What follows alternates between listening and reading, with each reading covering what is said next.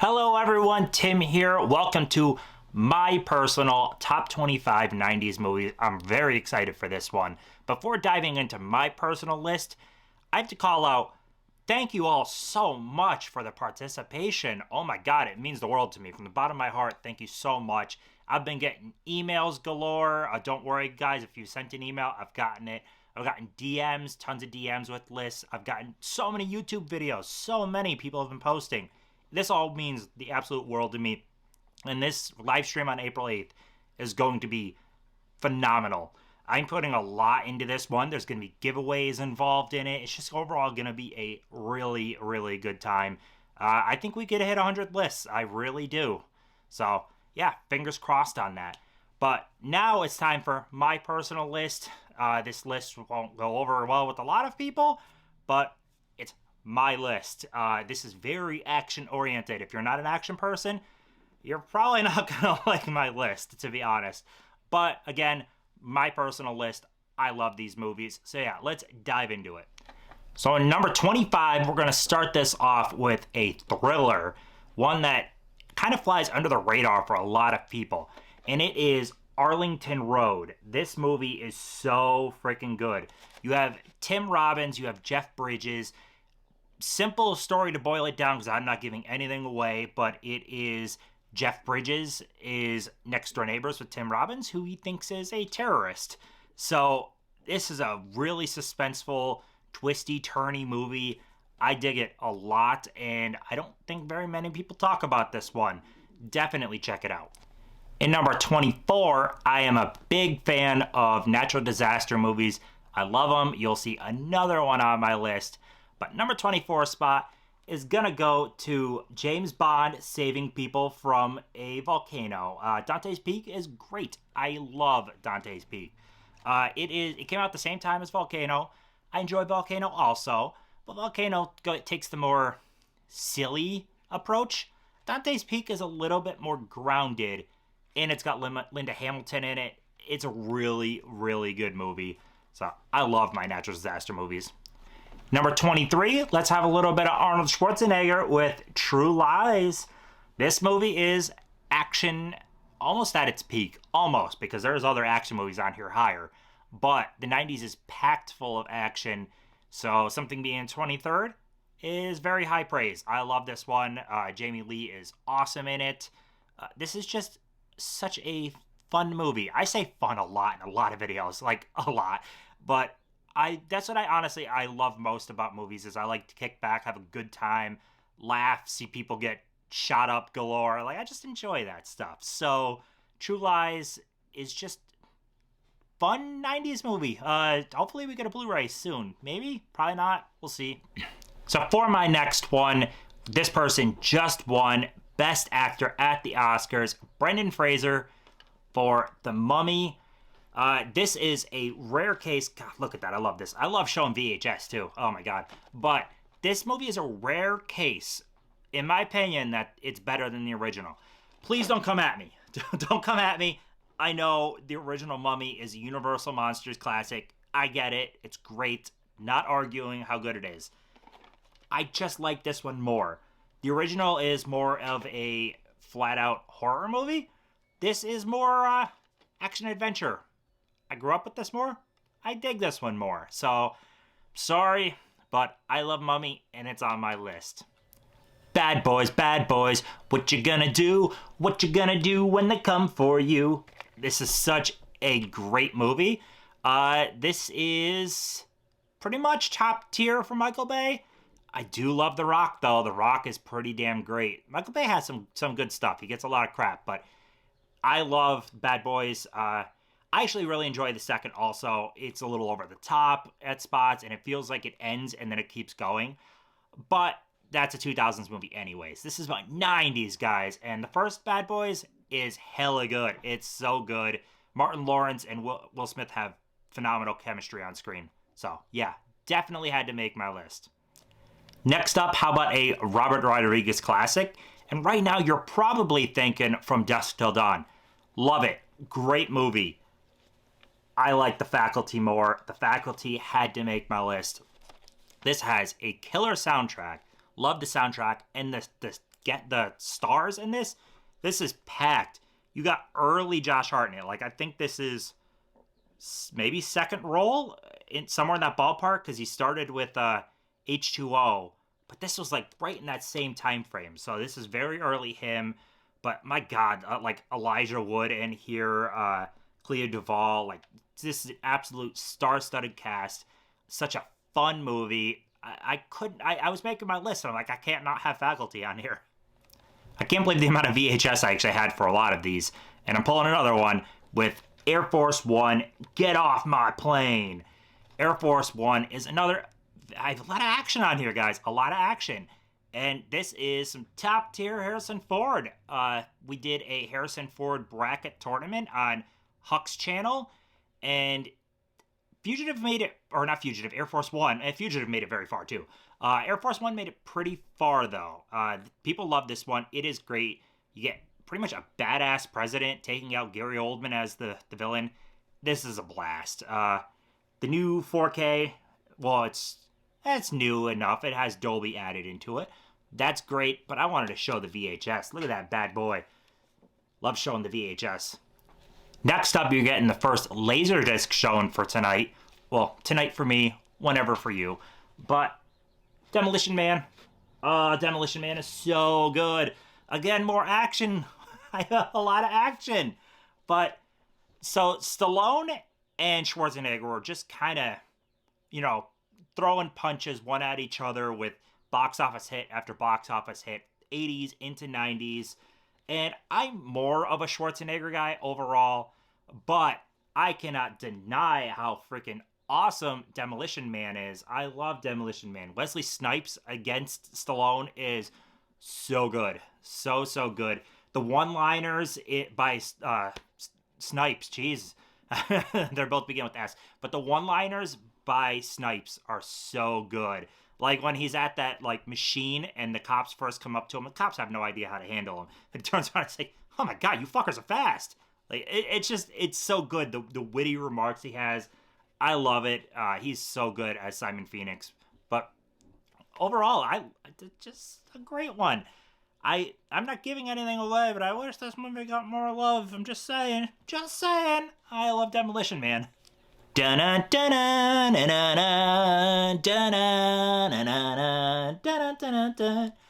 you get my crappy rendition of a theme, but I am going with, you're probably wondering which one, because this is Brosnan. Obviously, it's Brosnan. Brosnan is my Bond, but I'm going with GoldenEye.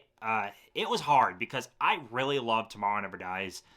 GoldenEye, I think, is the better structured, more compelling movie. And I'm picking it because it brings me a lot of fond memories, especially with the N64 game. You throw the N64 game in there, and GoldenEye just brings back more feelings for me, which is why I picked it. Tomorrow Never Dies, though, is super top-notch on its action, the set pieces, Michelle Yeoh and Brosnan on the motorcycle, handcuffed. So cool. It is so good with the gadgets. I love gadgets and Bond. Gadgets and Bond go together. And Craig is my least favorite Bond because, first of all, I feel like everything is too dour and serious with him. There's no fun with Craig's Bond for the most part. I don't know. I just think about Bond as differently, and it didn't have enough gadgets, damn it. Like, it took way too long to start getting gadgets in that movie, and still didn't compare to, like, something like Tomorrow Never Dies. He drives a freaking car with a cell phone. Oh my God, I'm talking myself into making this as Tomorrow Never Dies instead of GoldenEye, but I'm going with GoldenEye. More fond memories overall. And you got Sean Bean in there, so yeah, going with GoldenEye. We've made it now to number 16 with a movie that I've waited a very, very long time to come to Blu-ray. Like, very long. 15 years or so. Took way too long, but break down this Kurt Russell classic thriller. It is really compelling the whole way. No matter how many times you see it, it's still great. It's fun. It's one of those movies that technology would solve nowadays. I don't think this would happen as easily, but then with cell phones not as commonplace, yeah, this could happen. Granted, I don't know what cell service is like in the frickin' desert anyways. Probably not very good anyway, so I'm probably talking out of my ass here. Maybe technology wouldn't have solved anything. But Breakdown is so damn good. J.T. Walsh as the villain, perfect. He's great. Kurt Russell, great like always. I love this one. I debated having it higher, honestly. But I'm going with this spot, and it's a great one. If you haven't seen it, you gotta check out Breakdown. Alright guys, we are in my top 15 right now, and we're going with Office Space. Yep, Office Space, what a hysterical classic, and I think this is one of my few, if only, comedies on this entire list. I love comedies, and 90s comedies are so good. So good. I prefer 80s slightly, but 90s comedies are great. But I don't know, I just kept thinking, my mind gravitated towards action. That's what I love the most. But Office Space still made it. Not enough flair, even more flair. But yeah, this is a great movie. I imagine you've probably seen this already. This is a cult classic by now. Number 14, we're going with Die Hard on a Bus. Backwards, sorry. Speed. Yeah, that's right. We're going with Speed. I said Die Hard on a Bus because Die Hard kind of revolutionized the more everyday built guy saving the day, and this movie wouldn't exist without Die Hard.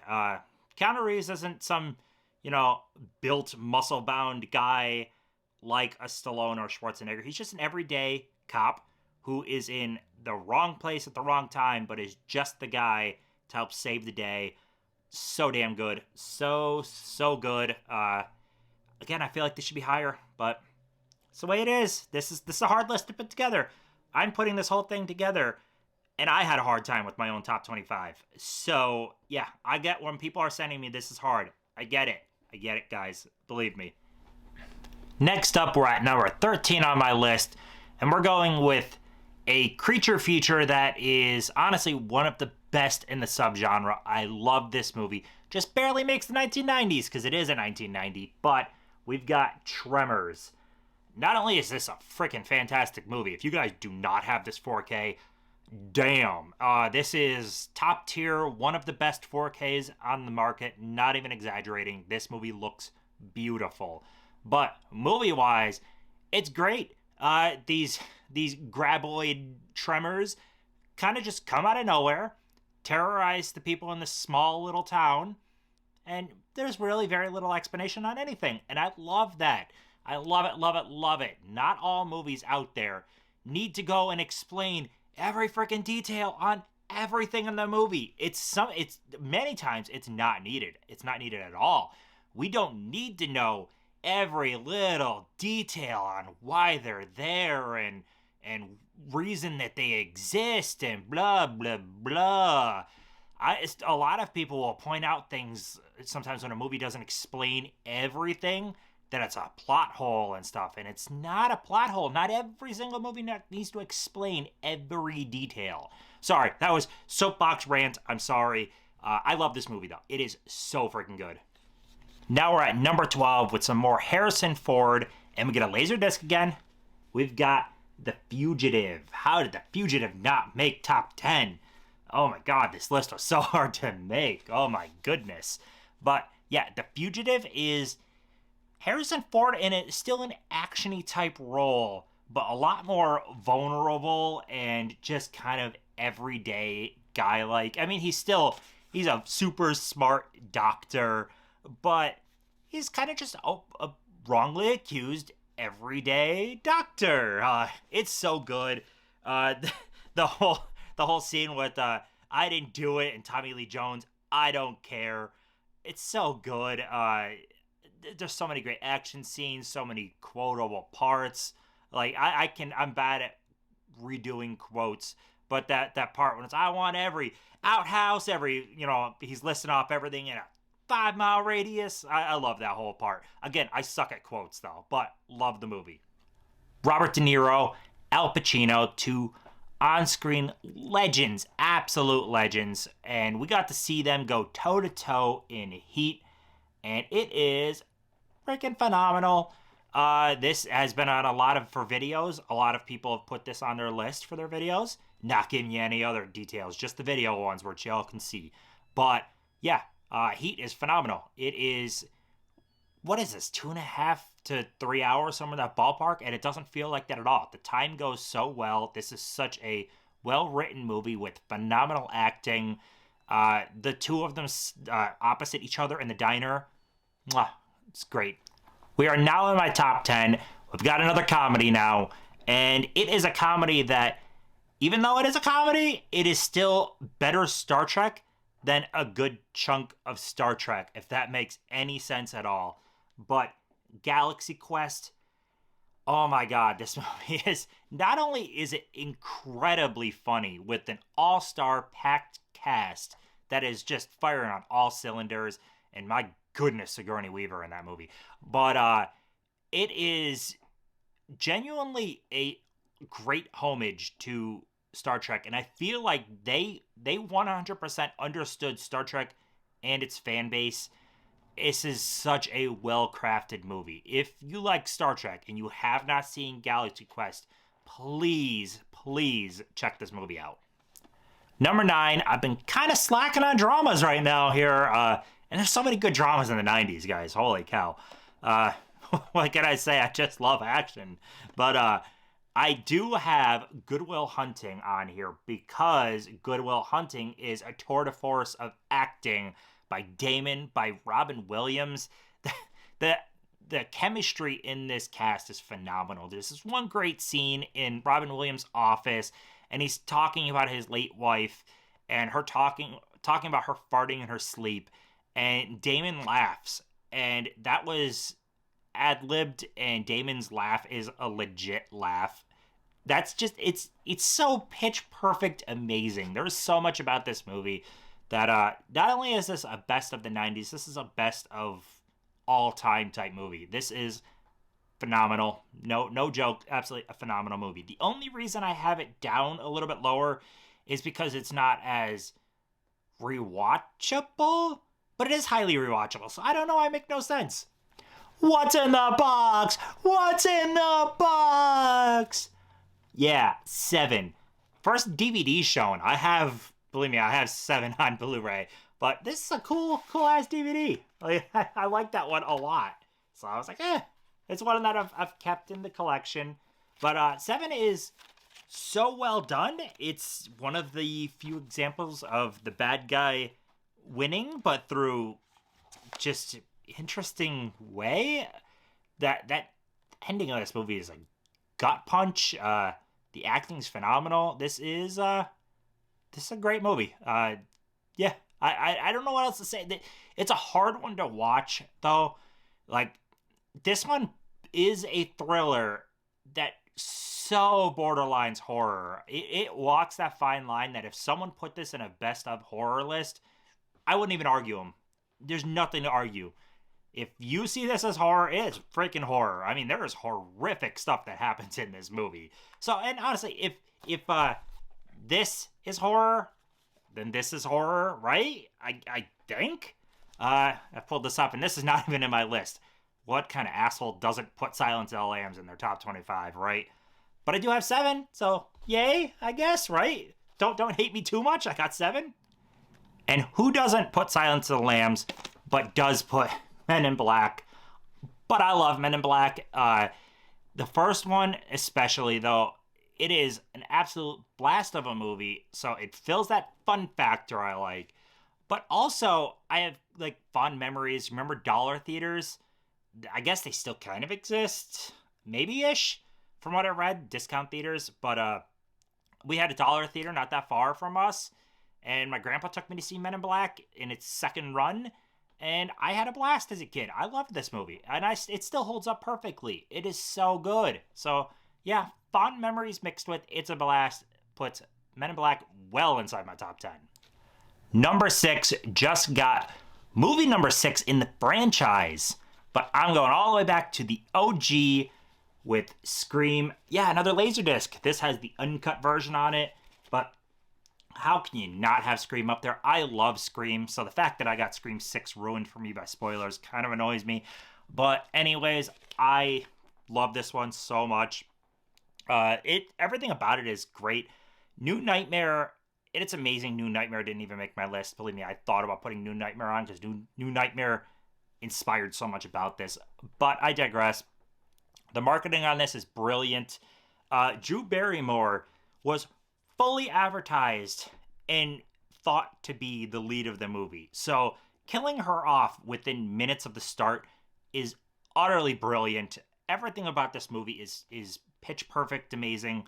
Scream is pinnacle of horror, pinnacle of slashers. It's perfect. Next up, we have another disaster movie, and one that is well deserving of being in the top 5 for me, and that is Twister. Good God, Twister is amazing. The special effects still hold up. We really need a 4K. The drama is great. It's funny. It's got action. The cast is phenomenal. Not even just the leading cast, like supporting cast. You even have like someone like Philip Seymour Hoffman, who wasn't at lead role type guy yet, is so good in this. So good. Everyone is amazing in this. This is a great movie that is just, keeps you on the edge of your seat the entire time. Cow. Another cow. Oh, I love it so much. Number 4, we're going with my final drama, which there hasn't even been that many dramas on here. I don't know. The drama fan of me is like, what the hell does this list, Tim? But the action fan in me is like, you'll like this list, damn it. It's great. But anyways, Shawshank Redemption, a perfect movie. A lot of people will put this in the comparison. Which one do you like more, this one or Green Mile? They're very different movies. I get why they're compared, but still, this is a freaking fantastic movie. Again, perfect. If I was making my top 50 all time, this is well up there. We're now in my top 3, guys. This one I'm going to say very little on because it speaks for itself. Who needs to justify Terminator 2? Seriously. Yeah, that's all there is to say. Terminator 2. My runner-up spot now is not one I expect. I haven't looked at everyone's list and did calculations yet. I'm not doing calculations yet, so I don't even know what way it's swaying at all. But my gut says this has no chance. I don't care. It's my number 2. I adore Army of Darkness. And I don't care. I don't need to justify Army of Darkness. I freaking love this movie. This movie turned me on to horror. I wasn't even a horror. Like, I didn't grow up with horror, like I've said many times. I found out about Army of Darkness by trading VHSs with the kid from across the alley. So I came into horror later than a lot of people. Army of Darkness was kind of that gateway. So, yes, Army of Darkness holds a very soft spot in my heart. I love it. And it's number 2. And I have no regrets. And it's not a guilty pleasure. It's awesome. How long have you been watching my channel now? You probably know my number 1. Unless you're brand new to my channel, which if you are, I invite you to subscribe, please. But I got lots of movie content. But my number 1, of course, is Jurassic Park. I mean, you already know that, right? Love Jurassic Park. I've spoken so highly on Jurassic Park over so many videos, but it's pinnacle of movies to me. This is not my favorite movie of the 90s. This is my favorite movie of movies. This is my number 1 movie. So it doesn't matter what kind of list I was making. Jurassic Park would be at the top. Whenever I do want to make like a top 50 or top 100 movies, and this will still, spoilers, this is going to be at my top. Sorry. It's a perfect movie. Absolutely flawless. The score is fantastic. Everything about this movie, it's just utter perfection. So there we have it. My list is done. That is my top 25. I hope you enjoyed it.